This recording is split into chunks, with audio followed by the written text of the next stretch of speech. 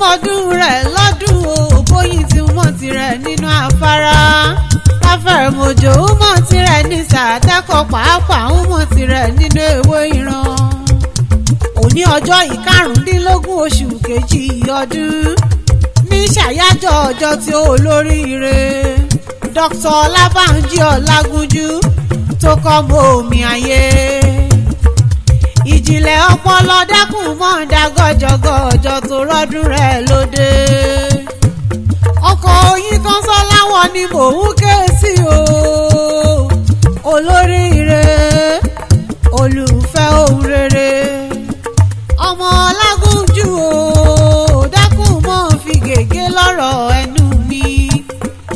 Ìyálájé Global Talk Show àti Dr. Abiodun Ojo tó jẹ́ bàbá ẹgbẹ́ Ìyálájé Global Talk Show àwọn ni wọ́n rán mi wá bí. Wọ́n ní kí n wá mọ́ kí ọ́ ní gbèjègbèjọ́.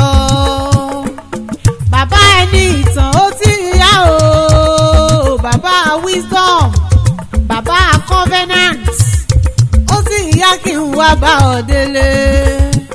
Odo-Owa ní ìpínlẹ̀ Kwara mẹ́bí làgbé bí ọ. Agboolé Idara níṣẹ̀lẹ̀ bàbá tó bí ọ lọ́mọ. Ọmọ àdàrà sílù òròlú ní iyán ọmọ akẹ́láwẹ̀ ọmọ olúfàndé. Ọmọ àgbààgbà ńlá tí ṣẹ̀nu kọ̀rọ̀ lọ́dínà láwẹ̀.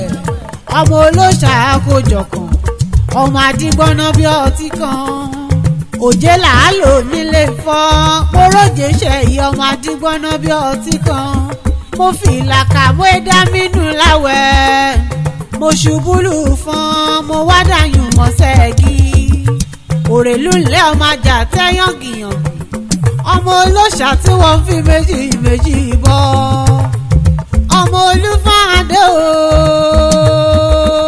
Ọmọ mo níyọ̀ mo jà tẹ́. Mo lépo nílé mo jẹ lání funfun. Mo lẹ́nílé mo sùn lẹ́ẹ̀kan. Mo rìn o mo ire bálùwẹ̀.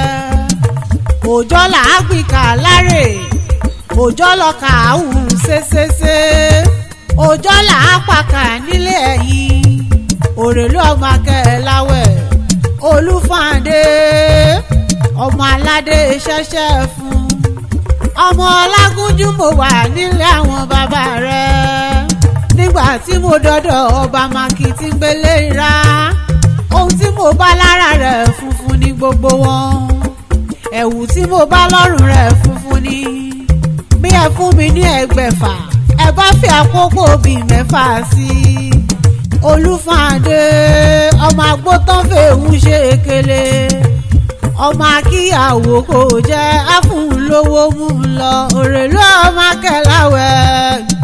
Mo tún kọjá lọ ságboolé Ibido nílé ìyá rẹ̀. Torí ẹyẹ kì í fapá kan fò láyé. A kì í nílé bàbá ká mọ́mọ́ nílé ìyá rárá. Ibido òjò ọmọ ọ̀dọ́lẹ̀. Ibido òjò ọmọ olóró mọ́yìn. Ẹ̀yin lọmọ ọlọ́fà àmújẹ. Ọmọ ọlọ́fà kan àtàdíjọ́gùn. Ẹni Ibido bátà lọ́fà tí ò bá kú. Kó tó dọ̀la mẹ́bí àtòrí wọ́ bí igi oko. Ẹni Ibido bá tí bá sùn tí ò lóyún o. A jẹ́ pé ọmọ ti tán nínú olúwa rẹ̀ ni. Ọmọ ọgbọ́n mẹ́ta Ibido. Ọmọ wa Ìjẹ̀ṣà Òṣòré ní iyán ọmọ onílẹ̀ òbí. Ọmọ olóbì kan wọ́wọ́ tí ìrìwọ́. Ọmọ olóbì kan wọ́wọ́ tí ìrìwọ́. Èyí tó fẹ́ tẹ̀ ní àwọ̀ sápò ẹni. Èyí tí ó fẹ́ tẹ̀ ní àwọ̀ sínú igbó. Ẹranko gbogbo wọn mọ̀ ń mú jẹ. Ọmọ àtẹni ọwá gbógun. Òṣòré ọmọ olódò apànàdà. Ènìyàn kì í gbowó odò lọ́wọ́ òré. Abọ́ ọ̀hún pé ọmọ akẹ́rẹ̀sán ní iyì. Ọmọ ẹlẹ́ni àtẹ̀ká ọmọ ẹlẹ́ni ẹ̀wẹ̀lẹ̀. Dr. OLABANJI Ọlágúnjú o lórúkọ Ọlọ́run ọba ó máa pọ̀ sí ni nínú ohun rere gbogbo. Ọkọ̀ oyin kan sọ́lá olóríire. Oríire rẹ̀ ò mọ̀ ní díbàjẹ́ láṣẹ àdáni wáyé. O ní ròǹgbé sọnù bí o ṣe bí ọmọ. ìkeke ní lékè igi láyé ń bí o ìran ìkéèmù wa lékè àmù àbọ̀ ọmọ pé ọmọ rí igbá ní lékè igbá ọmọ lékè ẹni bí ní lọ́jọ́ gbogbo níwòyí àmọ́dún kádání wáyé ó ti bùkún sí i fún ọ lórúkọ Ọlọ́run ọba.